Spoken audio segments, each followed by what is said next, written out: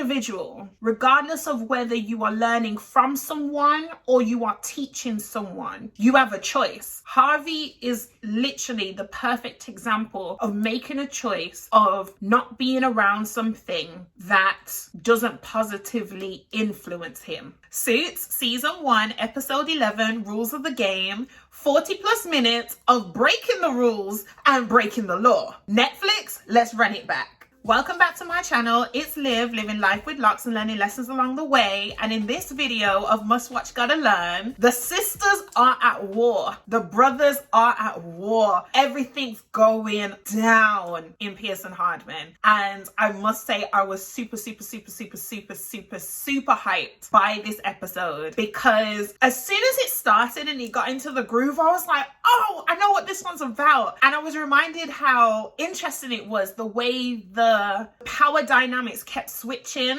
between the two sides. But before we get into the details of that, let me start off with how the episode started off. The episode started with Mike and Jenny the morning after Louis had whispered in Jenny's ear that she should be wary of Mike and Rachel's relationship. Jenny's feeling some type of way. She got something on her mind, laying there in Mike's shirt on his bed, in his flat, in his apartment, in his place, whilst Mike is fiddling with his suit. He's trying to get ready for work. She's clearly got something on her mind. Something clearly is bothering her, and Mike asks her what's up, basically. And she shares that she's a little bit concerned that Louis kind of sprinkled some seeds of doubt in her about Mike's loyalty to her, because him and Rachel have been getting a bit close at the office. Now, Louis didn't fully say what he saw, if he saw what he thinks he may have seen, because we know from the last video where I discussed it, and if you're watching Suits, then you would have seen what happened in the last episode, that Mike and Rachel shared a kiss. Well, Rachel kissed Mike, but they've been going back and forth, flirting with each other, pushing the limits of their temptation very far, very far. Now, I have no loyalties to Miss Jenny, so what Mike is doing with Rachel doesn't bother me on a sense where I don't feel like he is being disloyal to Jenny, but because I don't have a huge amount of sympathy for Jenny, it's not to say that I'm choosing to pass Mike for what he's doing, because I still don't agree with cheating and adultery, just be straight up. But Mike has been saying that Jenny isn't his girlfriend for a while. Now, they may be more official now in this episode. It could be assumed. I don't think it's been straight up said. And then the other side of that is I don't really like how Rachel's been toying with Mike when she gets hot in the episode, that she feels like Mike is toying with her. I don't feel like it showed Rachel in a great light in this episode. If you were just looking at Rachel in isolation, it's not that she was made to look bad. I think she just made herself look bad in this episode. So that is the opening scene. The opening scene is the issues going on in Mike's personal life. Mike then leaves his apartment to go and meet Harvey, and he takes a cab. He takes a taxi. He takes a yellow cab. And as he's stepping out, even Harvey's like, no bike today. And Mike is like, I've got a lot of things on my mind. And so it was a safety decision to not be at the wheel today. He felt like he needed to find another mode of transport to where he needed to be on that day. It's interesting that Harvey brought it to the viewer's attention that Mike wasn't on the bike for the first time in this series. I mean, he's got in a car before, but usually you see Mike on a bike, as we've talked about in other videos about other episodes. Mike kind of shares, he's got stuff on his mind, and Harvey says, like, do you want to talk about it? He doesn't say, do you want to talk about it? But he almost is like, what's up? What is it that's on your mind? Mark starts speaking, and then Harvey's like, I ain't got time for this drama. Like, I ain't got time for your soap opera. That's what he calls it. And then they move on to what is the important matter, which is why they're both at the location that they're at. Now, enter Cameron Dennis. Now, Cameron Dennis is described as Harvey's Harvey. So the three of them, Mike Ross, Harvey Specter, and Cameron Dennis, are standing there talking, and that's when Mike starts to pick up on Harvey pre-Pearson Hardman. It's clear that there is a history between Harvey Specter and Cameron Dennis that is not fully transparent or not fully known by many other people, because you actually see Harvey's facial expressions and his body language shift when he spots Cameron Dennis and when he's interacting with Cameron Dennis, there's a secret there. There's something hidden there. There's clearly some maybe rules broken in that history, in that chapter, in that previous walk of life, should I say. And part of Mike's character, or Mike's character's role in this dynamic, is, I guess, to help us bring certain things to light, recognizing that things have been buried and people do shed skin and move forward and evolve, and it's scary when the past comes back to haunt you. And I think that's what's happening in this episode. Not only Mike has skeletons, there's other people with skeletons as well, and Harvey, this perfect image that he's crafted over the years whilst working on Jessica, could be at a point of crumbling or showing a crack or two with the reappearance of Cameron Dennis, who turns out to be, or is referenced as, a former mentor of Harvey. Now, you do hear that Harvey is very loyal to his mentors. So obviously we've spoken about Jessica Pearson and her relationship with Harvey and how Harvey looks up to her and respects Jessica. But Cameron Dennis comes in as almost like, I think it's a case of recognizing that not every person you look up to is of good character or of good quality. So you have to be mindful of the people you learn from and the people you call mentors, the people you go to for mentorship. So whilst the practice of mentorship is super important and highly valuable and necessary for you to make progress in life, that doesn't mean everyone or anyone should be your mentor. That doesn't mean everyone or anyone has the true honorable capacity to be a leader. And so Cameron Dennis, whilst there were things from him that Harvey did learn that have benefited Harvey's development, his progress, his journey, there are also things about Cameron Dennis that made Harvey, I guess, have a level of discernment to say, you know what? If I continue following this person, it's going to make me into a person I do not want to be. That someone who is unethical or immoral or whatever it is that Harvey is feeling or felt at the time of him making that decision to no longer follow in the footsteps of Cameron Dennis. I guess there's credit to Harvey there.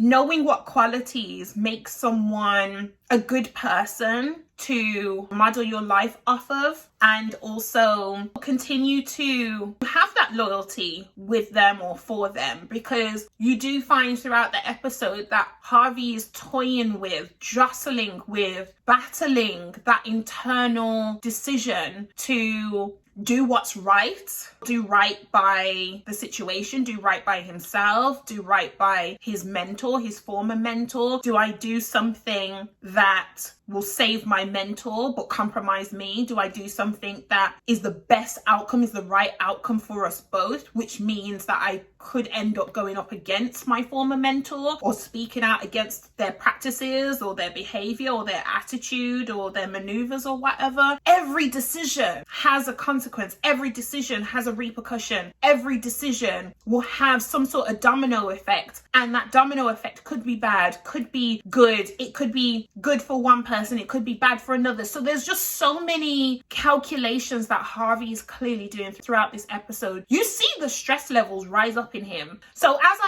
I've said in a previous video, when I'm watching this series now, when I'm watching these episodes, I take it character by character. So that's why it may seem like I'm jumping from the beginning of the episode to the end, to the middle, then back to the end, then to the beginning, because I'm taking it by character and what the characters are experiencing and what the characters are showing, because I feel like even though this series is fictional, the situations could be very much real because the people can be relatable in the situations they're in and the experiences that they're going through. And so I think with Harvey, there's a curiosity that you build up as a viewer watching this episode, because you see his facial expressions. And I must say that Donna's role becomes even more front of stage in this episode. So I would always say that Donna has always been a primary character. But I think I mentioned in a previous video commentary for an earlier episode that whilst that be true, you haven't seen her as part of a focal storyline. So she hasn't had a lot of presence on screen in scenes or across an episode. Like her screen time hasn't been as high as Jessica Pearson, although Jessica Pearson hasn't been in a very strong storyline outside of the one with her ex-husband, maybe, and the case with Lucille. Louis Litt and Harvey Specter and Mike Ross, they've all had a solid amount of screen time in these first episodes in this first season, whereas Donna hasn't in comparison. But what you do pick up in this episode is a pivot. It's almost like it's pulling the character of Donna Paulson more into the core storyline, because when Cameron Dennis is mentioned to her, just the mention of the name or Harvey's past working for the district attorney's office, or DA for short, and I'm learning a lot about US law and the structures and US government and all these offices and all these people and titles and positions and hierarchy and organizational structure and all of this stuff just from all the terms. So there's things I'm now jotting down and I'm trying to understand through this series even more. It's not like I'll be going into law in the realm that is the US, but it is quite informative. Like, you can learn a lot from the series about structures that actually exist in real life. So in terms of Donna Paulson's character, Cameron Dennis is mentioned to her the name or Harvey's history. I think it's through Mike. Mike mentions it because Mike is curious. Like, I'm curious. I want to know what's going on with Harvey. Why does he seem unsettled or uneasy about this Cameron Dennis character? Why does Donna? What does Donna know? What I have picked up in crumbs, I would say, in these small pockets of commentary, of scripts or dialogue, whatever you want to call it, throughout these opening episodes to the series, is that Donna is very socially aware and she's really hot on the operations of the individuals within the spaces that she works. So I believe I mentioned in a previous video commentary that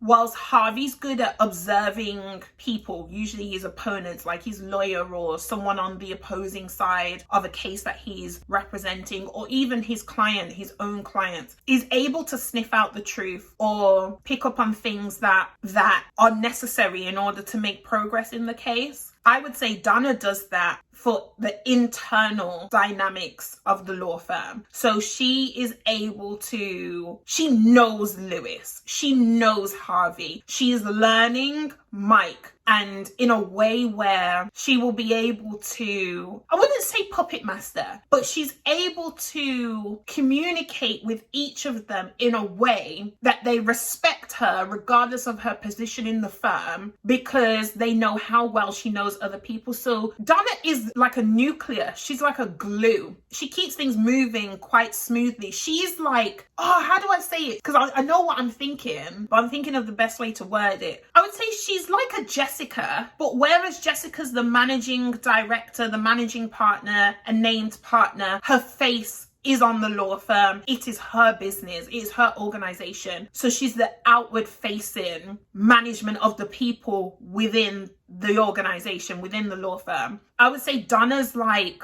the one you don't see, but her moves are important. They are essential. So the things that she says and the things that she does, it keeps the cogs turning in a way that the other characters are not even, or the other people, they're not even aware that it's Donna who's made that maneuver. So she's very intelligent in the way in which she navigates people, but also gets them to work alongside each other. And you see more of this from her as the series goes on. So when Mike mentions to her that Cameron Dennis is around, she warns Mike and says, do not bring up his DA past to him directly. Do not ask him about it. Do not mention it. It's not something to talk about. There's a reason. And then as you move through the episode, you learn that there's something that Donna knows. Not only does she know it, but she has evidence to support it that is going to help Harvey protect himself, even if it means putting Cameron Dennis, his former mentor, on the chopping block. Cameron Dennis really don't care about Harvey. Okay, so Cameron Dennis is described as Harvey's Harvey, right? I would say whereas Harvey does care about Mike, and Harvey would not do something that will compromise Mike's ability to move forward. Mike has entered the space under false pretenses. Not gone to law school, not got a law degree. Harvey knows that though. And so Harvey has become an accomplice to Mike's lie. We know that. We get that. But Harvey hasn't done anything in addition without Mike knowing or without Mike's permission that is going to further taint Mike's character. So even in years to come, from this present moment, Harvey hasn't done anything outside of Mike's awareness circle that would affect Mike in the future, near or far, more than what Mike has done himself. Now, if you watch the episode, this is why I say you gotta watch the episode, because then the things that I'm saying will make more sense. And if you have watched the episode, then let me know in the comments if what I'm saying is making more sense or making sense at all. So I say that because we become aware that Cameron Dennis has done things that implicate Harvey. So he has done things behind Harvey's back that could affect Harvey's career. And so this is where I say, whilst Cameron Dennis is Harvey's Harvey, Mike has Harvey, and Harvey once had Cameron Dennis. So that's why we're saying Harvey's Harvey. Previously, I've talked about Mike is to Harvey, who Harvey is to Jessica. So it's that same kind of relationship, only instead of Jessica, we're putting in Cameron Dennis, and we're showing how what Harvey has learned is not necessarily what Harvey has passed on. Harvey actually started to heavily dislike what he was learning or what he was being exposed to, and said, you know what, I gotta make a different decision for my life. So that's why I say Cameron has done something, or has done several things, that could impact Harvey's career without communicating or bringing it to the awareness of Harvey. Whereas Harvey has not done anything that Mike isn't already aware of that is going to negatively affect, detrimentally affect Mike's career from this point moving forward. And that's where the difference is. And I think what you can take from this episode is any individual, regardless of whether you are learning from someone or you are teaching someone, you have a choice. Harvey is literally the perfect example of making a choice of not being around something that doesn't positively influence him. So he basically had a choice between Jessica and Cameron, and he chose Jessica. And throughout this episode, you start to become more curious as to why he is where he is and why his loyalty to Jessica is so strong. Maybe because she's always been honest with him. So he may not agree with everything she has decided, but she has always been honest. And this is why I believe honesty is important. Truth will always shine through. You can respect someone if they're honest. And just because I respect you doesn't mean I have to like you. You may not need to like someone, but if you respect someone, then that will suffice. And so I think here, in understanding the dynamics of Harvey and Cameron Dennis's relationship, it naturally highlights the pros or the positive influence of Jessica and Harvey's relationship. So it's like two mentor-mentee relationships are being compared, where the mentee is the same person, Harvey Specter. But then you're also seeing the fact that Harvey made a decision what not to continue with. And that's okay too. That's okay. Cameron Dennis served a purpose because, according to the storyline, Jessica wanted Harvey to have more trial experience. So Jessica connected Cameron and Harvey to each other so that Harvey, whilst he was learning and a budding lawyer, etc., could learn from Cameron Dennis, and then when he was ready, come and work for Jessica full time in the law firm. So that's why when Cameron was doing things that Harvey felt wasn't right, he actually said to Jessica, I thought those were the very things you may have wanted me to learn, and that's why I didn't question you placing me there. And Jessica's like, no, I would not want you to do anything unlawful or anything illegal or to get caught up in the wrong practices. You see how transparent their relationship becomes in this episode. I'd say Harvey is his most vulnerable in this episode than any other episode prior to this one. You see the stress levels. You see him doing his own research. He's doing his own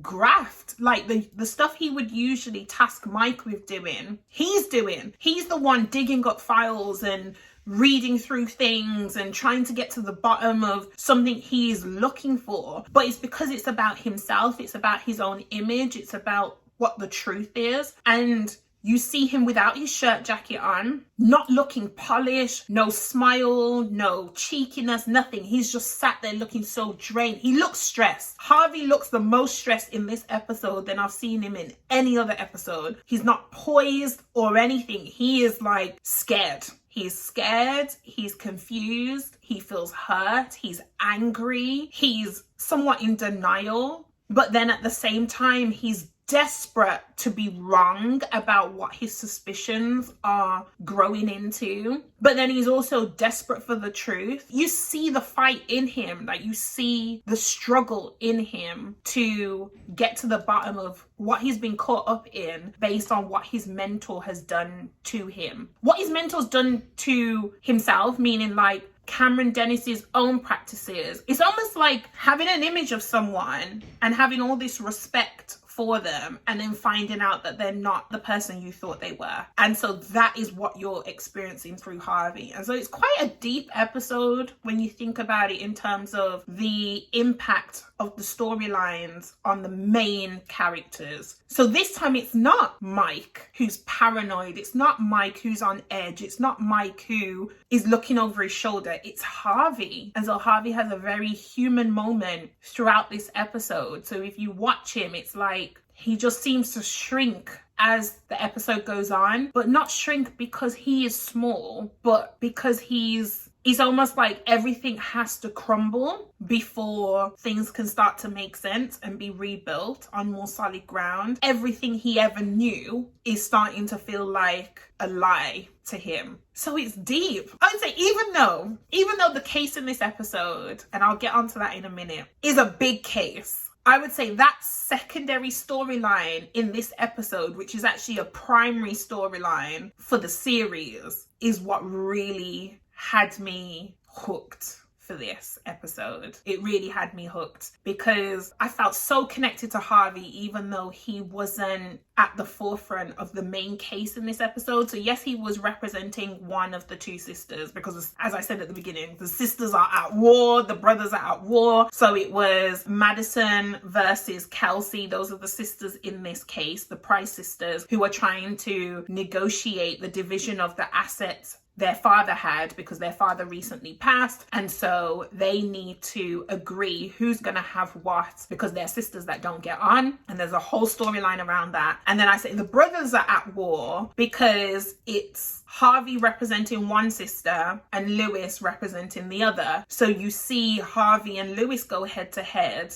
even though Jessica said you're both on the same side. So like with the sisters, they are both the daughters of the same man who passed away. So you're dividing up the same list of assets. And then Harvey and Louis, because they're representing both sisters, and it's the sister's dad, it's the two women involved in the case. Their dad was a client of Pearson Hardman, I believe, and that's why there's a division happening under the Pearson Hardman name. So that's why Jessica emphasizes you're both on the same side, but it's Harvey and Louis. Of course, they're going to go head to head. And so you do see that it's a very big case, and there's a lot to learn from there, especially around negotiations, being true to your word, being a man of your word. If you're setting ground rules, then don't go back on those and don't cheat your way to a result.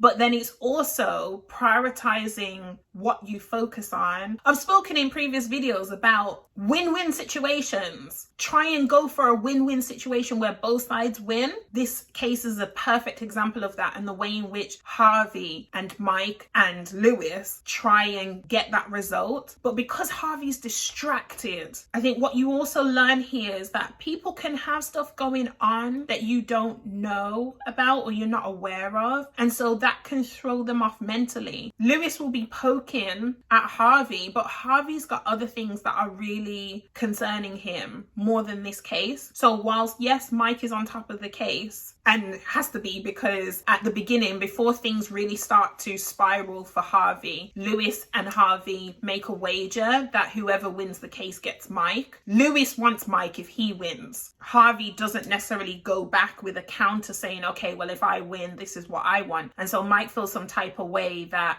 Harvey's putting Mike on an auction block for basically nothing. But that's because Harvey's got these other things going on. So he's like, I don't really care about this right now. This doesn't matter. Like, my career, my mentor, my past is coming back to bite me. And I'm not even prepared. I don't even know what I'm being bit for. Like, I don't understand what's going on. So I'm trying to understand. There's just so many different complexities in this episode, and I loved it. I loved it. I can't say it's like my favorite of the season so far, because I think I've already given that title to another episode, but it is a powerful one, and you really have to watch it and not just see what is at the front, but what's going on in its entirety, because you could just focus on the negotiation strategies that are used. You could focus on Louis being irritating in his way, and the way in which he connects with the sister that he's representing. Like, their whole goal is to ensure that the other side doesn't get what they want. This just reinforces a point that I've made before about Louis preferring a win-lose situation. He is not happy unless the other person or someone else loses dreadfully, whereas Harvey can satisfy, or can be satisfied with both sides winning in some way, as long as he's got the best outcome for his client. That doesn't mean you have to strip someone else down, whereas Louis likes to create misery on the other side. And this is why I feel like there's so much more depth to Louis's character that we will be exploring throughout this series. But there is just so much to unpack, and so I feel like that's what I'm going to focus on for this video commentary. There's so much more I could talk about, but I believe that was the strongest thing in the episode. Harvey's character, Harvey's realizations, Harvey's discoveries, the way that Harvey deals with challenge. So one last thing that I will talk about is the direction that Mike and Rachel's relationship is going in. It's coming up to the moment when they finally just succumb to each other and how they really feel. But the way in which the storyline develops in this episode is a bit tacky, let me say. I think that's the best word I can use to describe it, because Mike is with Jenny, Jenny's with Mike. Jenny feels some type of way about what Louis has said about Rachel and Mike. Rachel doesn't want to date anyone at the office, but she's still flirting with Mike. Mike then tells Rachel, you need to stop, flirting with me by touching my arm and touching my shoulder and telling me about your first time this, just making all these comments to create this kind of imaginary, romance between them without actually going all in with a romance between them. And then Rachel has the audacity to fire back and say, you've been playing with me too. I really did not like how she presented in this episode. It was definitely unbecoming of her character, but she does get better, thankfully. But I feel like it was very immature, and she didn't hold herself accountable to the part that she's been playing in the flirting. So yes, Mike has continued to flirt with Rachel, even though he's been seeing Jenny. But Rachel playing like she innocent in this whole situation, I cannot stand for. I cannot. They end up on a double date. It was a terrible idea that Jenny and Mike go on a double date with Rachel and anybody else. But the fact that Rachel's date is the Kyle Durant guy who Mike went head to head with in the mock trial a few episodes ago. So feel free to go and watch my video commentary on that and then come back here to know who I'm talking about, because that guy is irritating. So you may want to watch the episode to know who I'm referring to. He was basically a non-person. He tried to be relevant, but he's not. I don't think he's in the series much beyond this point, because him and Rachel aren't actually dating, because Rachel isn't actually into him. She just chose a last minute person, and she just picked someone that she knew that would rub Mike up the wrong way. And so Jenny doesn't like the fact that Mike jumps to Rachel's defense when they're out at dinner, because Kyle is getting a bit handsy with Rachel and Rachel doesn't like it. So I understand why Jenny feels the way that she does. So she then serves up an ultimatum to Mike and says, basically, you can't have both of us. It's one of us or none of us, but you can't have both of us. And so we will see what happens in the next episode and how Mike navigates that decision making. But I thought I'd mention it in this commentary because it is a pivotal moment in the story arc that is Rachel and Mike. You'll find that they succumb to their feelings for each other, but Rachel still doesn't know about Mike's lie. Not to the full extent. She knows that he used to sit the LSATs for people, but she doesn't know that he didn't go to Harvard Law School. So she's still got all of that to find out. And